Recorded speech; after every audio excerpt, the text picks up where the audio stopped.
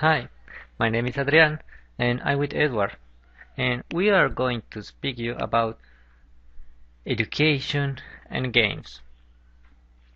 As you could see in the beginning of the video, we don't need no education. We don't need not just control. This is a phrase of Pink Floyd in the song The Wall, and it's a true. We don't need no education. But the problem, the real problem, is not the education as it is now. The problem is that the education now must be different. All is changing. The world is changing. The people are changing. The minds are different. The education must change. The education must be different. The people now is not equal at the people in the past. The people now don't learn equal to the people in the past. Right now, the boys and the students like to play video games. Many boys and many students are in the computer or in the television playing something. Because right now, the people like to play. And the people don't want to learn as the people in the past. Because right now, the mind is different.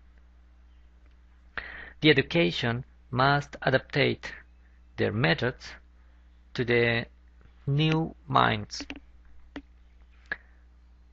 Play is something natural. For example, the lions. The lions learn how to hunt or their food playing. When the pets play, they are learning how to hunt in the future. And the education must, or the education need, use the games, the video games, as a tool in their work. The games can be a tool in the education. For example, the boys, the children. You can promote the creativity and the team working with a game as Minecraft. Minecraft is a game in which you need to make a world, and you can do it in team. For example, people who are 5, 6 years old to 9 or 10 years old. The kids like play, and Minecraft is a popular game, and you can use Minecraft to stimulate the creativity, to stimulate, create something. The teachers can use challenge. For example, in a team, who can make the better, for example, the better city, and they can make a city in Minecraft, for example, or make I don't know, make a home in Minecraft. They are playing and they are learning team working, and they are stimulating their creativity, and they don't know. They are learning without knowing who are learning. Or for example, Call of Duty. I don't know very much about this game. This is a war game. I don't like the war games, but it could be used, for example, to teach something of history. History of the Second World War, the World War II. Imagine that you are uh, talking with your students and say, to next class you can read uh, this chapter of this book and make a questionnaire, I don't know, or you can say, to next class you need to solve 3 or 4 levels of Call of Duty, and I will make you exam. They can learn something playing Call of Duty and other games, because the history is a very interesting topic to make video games.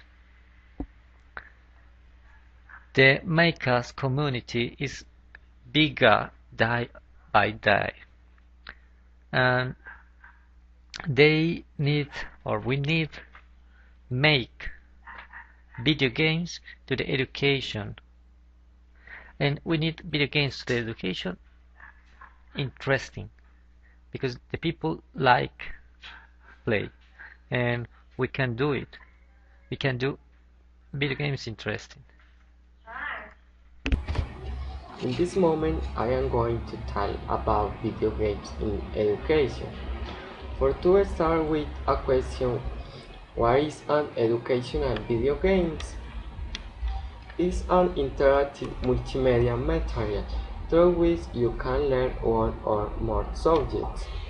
An important feature is that knowledge is acquired in an indirect way. For example, people inside the game not aware of receiving specific knowledge, but to be appropriate text in the natural course of the game.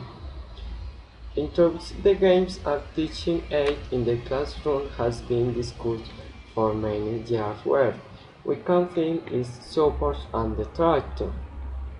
The latter driven by topics of violence, addiction, but really no scientific studies to show this relation of the players. On the contrary, there are people who learn from video games because it helps them to be patient and seem to solve problems. They can also promote educational activity for children. For example, in mathematics, general knowledge, language, human and natural science, music, art, geography. Another significant application is to teach reading to children with interactive games. One of the methodology is to play, to learn to read. Games are a fun way to learn letters, how to form words, and how to pronounce them. The first activity is to learn the vowels and consonants. When you learn to read, a basic aspect is to distinguish between vowels and consonants and difference the letters. Children can practice and help with games like vowels. This application proposes several activities for children to practice the drumming of letters and combination the words. The second activity is pronunciation games. It's essential to read well and understand the meaning of each concept. The game's letter, sound, phonemes, and graphics. It has its own menu and various games to not only learn to pronounce, but also to write and distinguish between entre lowercase and uppercase letters. The third activity consists into form words and phrases. After the children know the letters separately, it's a time to put them together. They must familiarize with words through various games and give them opportunity to learn to write. Also, in internet possibilities is to motivate children to learn in education. One of that is www.peoplegames.com. and its objective is transmitted through sound, videos, games, riddles. The game builds up different areas of the school curriculum of the skills necessary for children learning and development. People is a person who encourages reading in children from an early age. For example, identify vowels with tarot and entertaining games in which you learn while having fun. The small feature educational and fun to approach reading and improve this capacity resource.